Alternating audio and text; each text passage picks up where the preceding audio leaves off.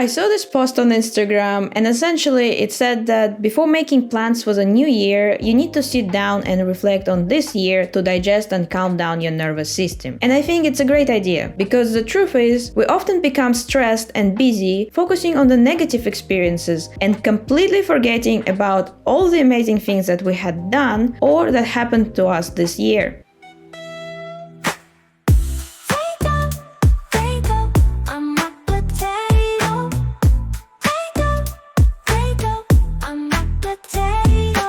Hi friend, Potato here. Today, I want to look back and reflect on the year 2025 from a language learning angle. Like many people in the community, I obviously posted a video with my goals in the beginning of the year. I'm a bit anxious about looking back at it, as I haven't seen it since and I have no idea how much I have accomplished or how much my journey has gone into a different direction. Thus, I think a way better way of doing things would be to write a list of things I have achieved this year and create a tier list. And I invite you to do the same. Without further ado, let's make an accomplishment tier list. I wasn't sure what is the best order to do this, so I say we're gonna do it in an alphabetical order, starting with the British Sign Language. First and foremost, I started learning the British Sign Language this year, which I think it's a really good accomplishment, but I kind of stopped, so I'm gonna put it into a B tier. I think I spent maybe 1 or 2 months in total doing British Sign Language, but on a good note, I learned the alphabet, A tier definitely. It's a beginning of learning any language. And I also learned colors. Let's put it in B tier. I mean, it's good to know, but they're not that important, I guess. I can introduce myself in British Sign Language, which is an S tier achievement, I feel like, because that's effing cool. And next up, I enrolled in an online course. Again, I didn't spend enough time learning it. And last thing I found a teacher, and I'm going to put it into an A tier just because there are like 4 teachers in total online among all the platforms. I reached out to a couple of them and I finally found one guy with who I actually had one lesson and it was amazing. So when I decide to pick up on British Sign Language again, I'm definitely gonna go back to studying with him. Okay, next up is Italian. So restarted learning, B tier, or maybe no, S tier. You know why? I've been thinking about restarting learning Italian for the past 9 or so years. I gave it a go once and I completely gave up. And this time I felt like I restarted learning Italian and I actually got some things done. And it makes me feel like I want to spend more time on Italian. Found a teacher, D tier. I love the teacher, she's amazing and I'm definitely going back to her. But I don't think it was that difficult to find a teacher who can help me with Italian. Next one, found books to read. It's gonna be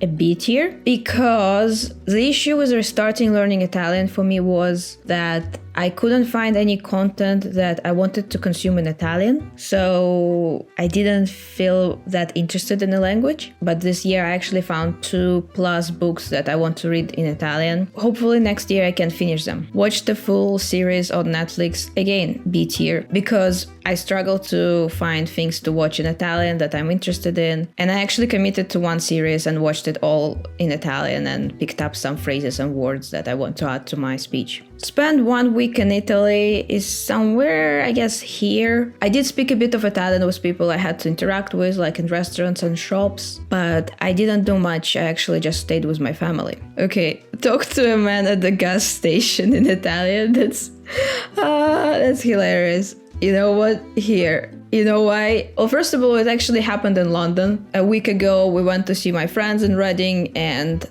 we stopped at a gas station. I ended up talking to the guy working there. The reason I'm putting it here is because I feel like I'm finally comfortable with speaking to people in Italian, especially when I don't expect to speak in Italian. So like if I'm in Italy and someone speaks to me in Italian, I'm way more calmer. But if someone speaks to me in Italian out of nowhere, I usually feel very anxious. and this interaction didn't feel as anxious. So, next one, created 2 playlists on Spotify B tier. I created 2 playlists, maybe I will link them below. One was like older Italian music, which is very vibey, and the other one was like more modern music, which is great. Again, I need to kind of interact with Italian art, whether it's books, movies, or music, so I kind of study more. And last one about Italian, I took 14 lessons. I guess it's a D tier. It's not many, but it's not little, whatever. Okay, next one. Okay, J, Japanese. First of all, passed GLPT and free, S tier. You know what? A tier, because it was the second time I took GLPT and free, and I passed both times, but on second time I passed better. My goal was to get more than 90%, and I got like 90 or 91%, which I was very proud. I guess the perfectionist in me is always like, I could have done better. I don't know. Or should it be an S tier?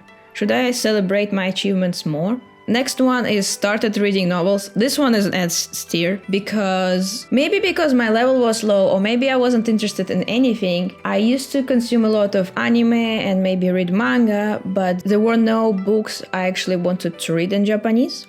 I got really into Apothecary Diaries, and I actually bought a bunch of novels and I started reading them. It's not easy, but it's very interesting, and I'm actually happy that I'm finally reading books in Japanese with full sentences. Yay. Traveled for 2.5 weeks in Japan. S tier.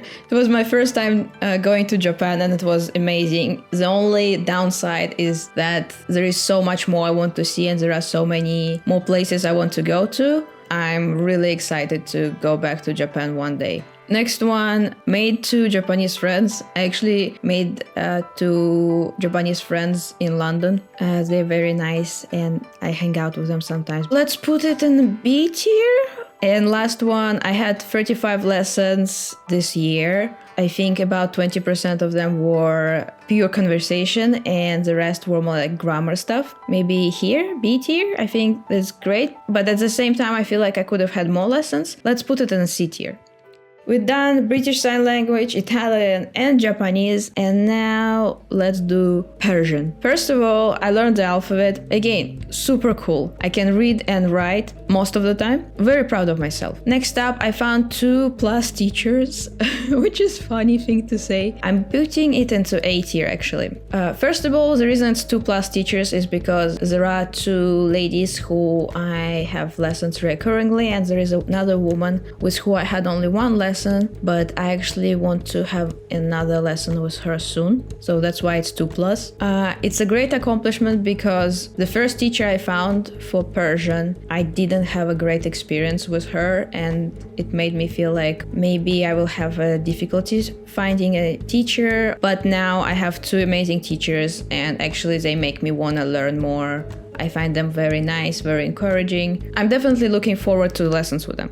So that's an A tier. Next up, talk to my boyfriend family. I can talk to my boyfriend family. Obviously, there are limits to it. I'm putting it to an A tier just because I think I'm at a level where I can understand what they're talking about, so I can understand what's the tea about, but I cannot yet spill tea, and I'm very slow when I'm talking, but I'm excited to learn more. Now, I found 2 artists that I like to listen to. I'm not gonna pretend like I know how to pronounce their names, but I think it's Sogand and Maslak. Again, they make learning more exciting. I feel like I missed one accomplishment. I think there should also be, I learned 1,000+ words in Farsi, and I would have put it somewhere here, but it's not here, but it's okay. I will edit it in somewhere here later, or here. And last one for Persian is I started eating aubergines, which is again, I'm putting it here. First of all, not a big fan of vegetables, but I tried this kind of a side dish / starter. I think it's called something like Mirza Hasemi. And it kind of made me be like, oh, you know what? Aubergines are not that bad. And we're done with Persian. Except for this like one thing I'm gonna add somewhere here, so don't worry. Don't you worry. Last one is Spanish. I think I learned Spanish for maybe a couple of months in beginning of the year, and I feel a bit bad that I stopped and I really want to go back, but I guess it's a problem for the next year. I started learning Spanish, obviously great thing, but I'm gonna put it here just because again I stopped learning Spanish, but it's also a good it was also a big accomplishment for me because I had a not very good experience with learning Spanish back in high school. So I was a bit anxious about it, but I found a really nice teacher, and I'm putting it here. She really made me want to learn Spanish. She made me want to speak, which is like one of the things that was new to me when I was learning Spanish, is that I actually wanted to speak. I wanted to try to make sentences, even though I didn't have enough vocabulary or grammar. And I tried really hard to speak with whatever limited knowledge I had. I'm really looking forward to restarting Spanish next year and reconnecting with that teacher. I think I did a bit less than 10 lessons with her, so I'm not even adding it into an accomplishment. This is what it is for now, except okay, so I got the thing, and we are gonna put it learn 1,000+ words going into A tier, because first of all, that's a big accomplishment, and I think I did it way faster than I've done it in any other language. And also, it was so fun to do it, and I was actually surprised of how fun it was. This is my accomplishment tier list for 2025, and I think I deserve like maybe a cupcake or something.